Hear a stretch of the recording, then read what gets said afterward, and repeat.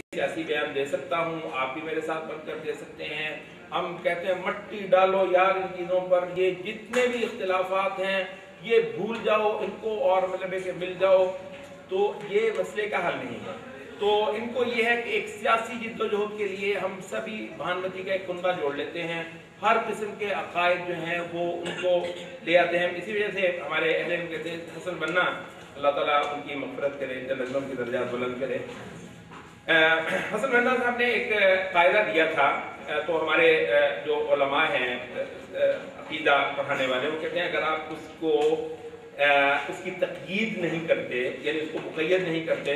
तो वो बिल्कुल गलत है। और अगर उसको मुक़य्यद कर लें, जो कि वो बहरहाल इस क्लियर अंदाज में नहीं कर पाए थे, और उसकी मैं वजह भी अभी थोड़ी देर में चल के बताऊँगा। तो वो कायदा ये था, वो कहते हैं कि नतआवन फ़ीमा नत्तफ़िक़ु अलैहि व यअज़ुरु बअज़ुना बअज़न फ़ीमा नख़्तलिफ़ु फ़ीह, कि जिन चीज़ों में हमारा इत्तेफाक है उन चीज़ों में हम ताउन करते हैं। चलें, जिन चीज़ों में हमारा इत्तेफाक है उन चीज़ों में हम ताउन करते हैं, और जिन चीज़ों में हमारा इख्तिलाफ है उनमें हम एक दूसरे को एक्सक्यूज़ करें, एक दूसरे को उज़र दें, एक दूसरे को माजूर समझें, तो उसको एक्सक्यूज़ करते हैं। जिनमें हमारा इख्तिलाफ है, जिनमें हमारा इत्तेफाक है, उसमें हम ताउन करते हैं।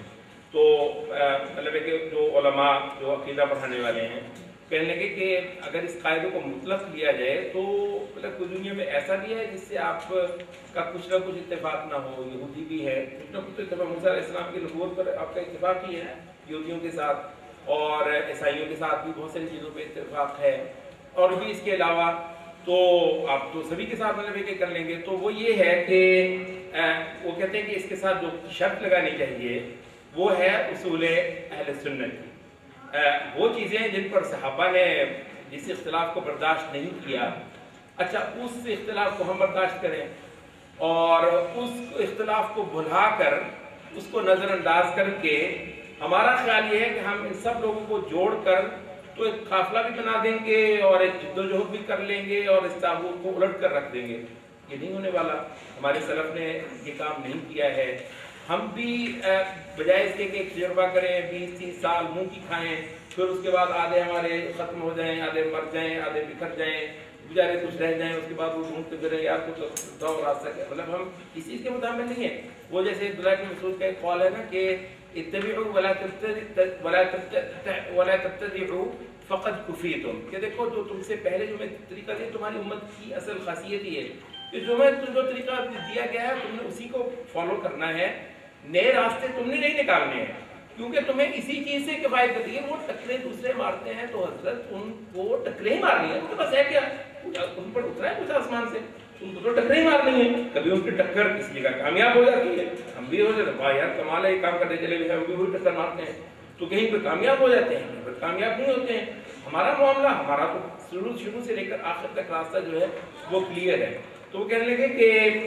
हाँ, उम्मत के अंदर आपको एक सफ बनानी है, उम्मत के अंदर आपको इस जाहिलियत के साथ एक जंग लड़नी है। ये एक ऐसी जाहिलियत है कि ऐसा हमला इस्लाम पर, मुसलमान वजूद पर और मुस्लिम हकीकत पर और इस्लामी अकीदे पर, इससे बड़ा हमला पिछले 1400 साल से कभी नहीं हुआ है। और तसव्वुर कर लीजिए कि उस हाल में जब उलमा हमारी क़यादत है तकरीबन है ही नहीं, पाई नहीं जाती, नाबैद है, तो ऐसी हालत में हम पर ये हमला हुआ है। इसका मुकाबला करने के लिए आपको तरीका चाहिए वही जिसको आप इत्तिबाए सलफ कहते हैं। आपको बहुत ही क्लियर चाहिए वो मसले जिन पर आपको बिल्कुल इख्तिलाफ को बर्दाश्त नहीं करना है, उन पर कोई एक्सक्यूज नहीं है, उन पर कोई उज़र नहीं है,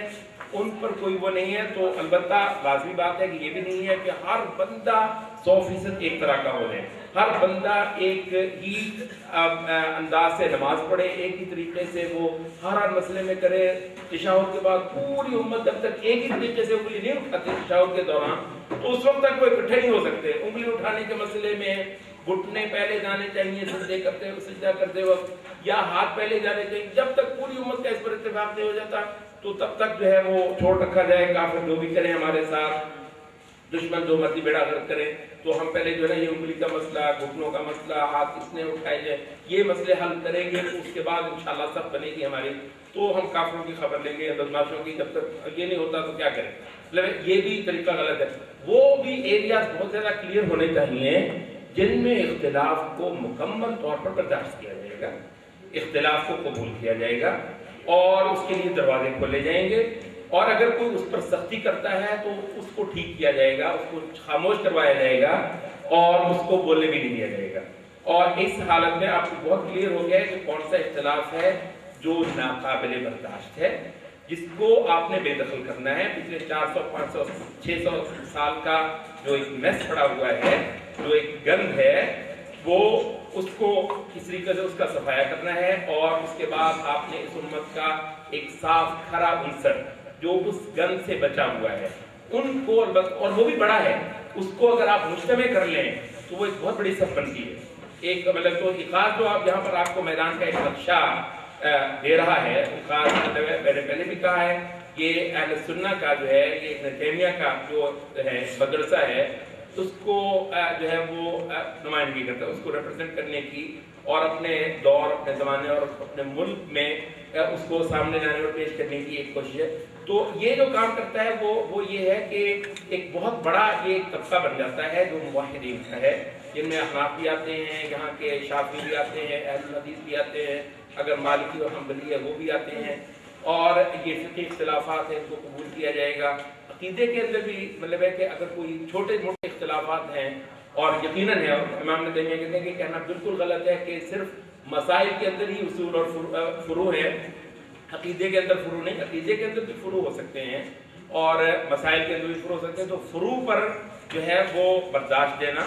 اور اصول پر جو سختی ہے اور جو اصرار ہے اور جو شدت ہے دین کے اندر مطلوب ہے، اور جو کہ صحابہ نے سب سے پہلے اختیار کی تھی، اس کو لینا اور اس کی بنیاد پر تھوڑا سا ہوم ورک کرنا، اور یہاں پر ایک ایسی آواز کو اٹھانا جو صاف، خالص، کھرا، ٹھیک، توحیدی انداز ہو، جو اس کو دیا جائے، جس کے لیے ہم پھر یہ امید رکھ سکیں کہ اللہ تعالیٰ کی نصرت واقعتاً اس پر اترنے والی ہے. تو ایک جو چیز ہے وہ آپ کے